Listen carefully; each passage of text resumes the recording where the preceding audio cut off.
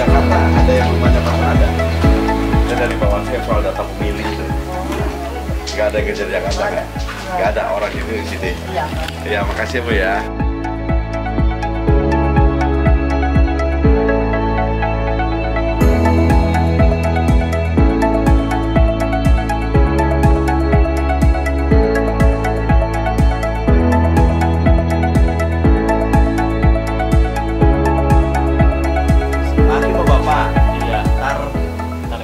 Yana, Susi, dua anak gede Pak?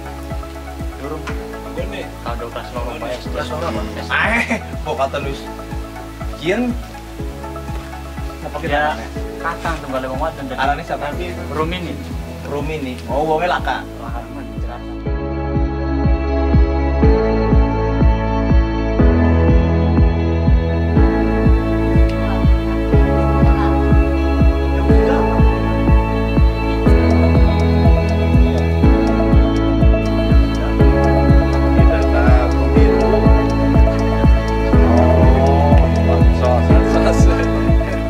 Uji petik coklat ini dimaksudkan untuk memastikan kualitas kinerja dari proses coklat yang dilakukan oleh Pantarlih dan kualitas dari hasil pengawasan seluruh jajaran pengawasan yang ada di kabupaten kota.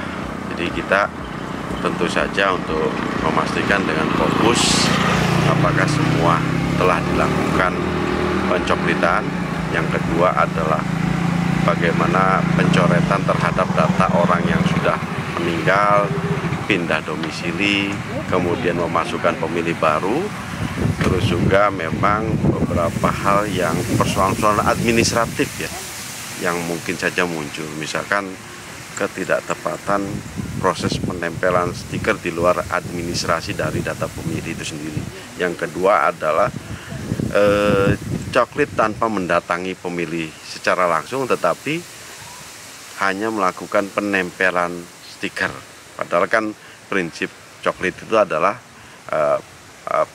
dengan prinsip mutakhir ya, kekinian, update data yang terbaru. Yang ketiga adalah soal antisipasi terjadinya joki, pengalih tugasan dari petugas Pantarlih kepada para pihak yang tidak memiliki SK. Kita ingin bahwa nanti data pemilih-pemilu 2024 itu betul-betul berkualitas. Tidak ada lagi masalah orang meninggal yang masih masuk, pemilih di bawah umur, ataupun pemilih yang tidak memenuhi syarat masuk dalam daftar pemilih. Oh, masuk bunga ini ya? Darim, Kartina, Sofian nih deh.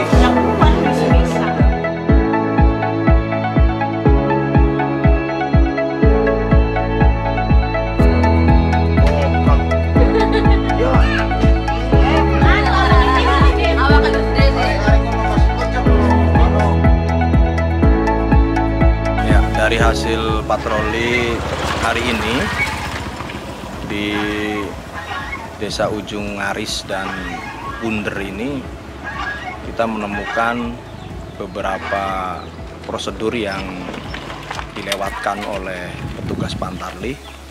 Di antaranya kita menemukan ada salah satu rumah yang sudah dicoklit tetapi belum ditempel stiker. Yang kedua juga kita menemukan rumah yang sudah dicoklit, sudah ditempel stiker,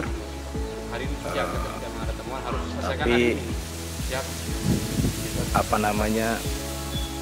tidak ada orangnya, dalam artian tanpa konfirmasi kepada yang bersangkutan.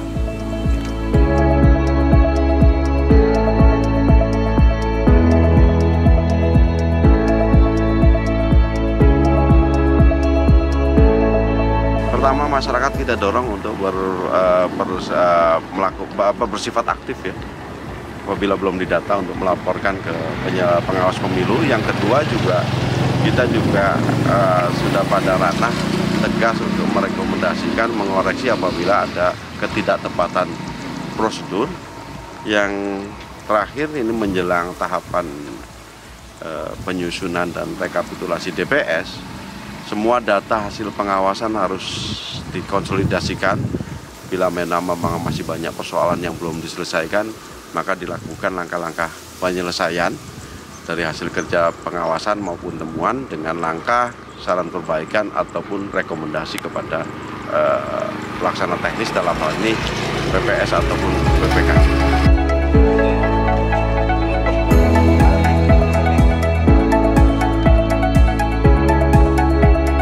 Pertama, saya sangat apresiasi ya terkait tentang patroli yang dilakukan oleh Bawaslu Jawa Barat dan Bawaslu Kabupaten. Ini adalah upaya untuk melakukan mengawal hak pilih masyarakat.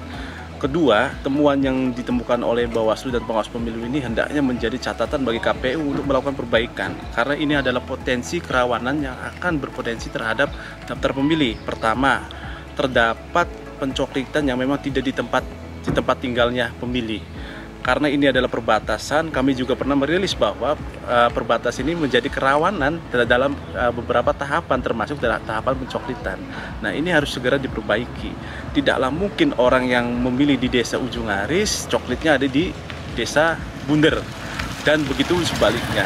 Nah, ini perlu menjadi pemahaman bersama agar kemudian perbaikan ini dapat dilakukan secara komprehensif. Kedua, ada juga yang tadi sudah mendapatkan form dari KPU terkait pencoklitan tapi tidak dicoklit rumahnya. Nah, ini juga semacam potensi juga nanti menjadi kerawanan ke depan. Saya kira itu. Sukses selalu untuk Bawaslu, KPU, dan semua masyarakat Indonesia yang akan menghadapi pemilu serentak 2024. Salam hangat dari kami di Indonesia.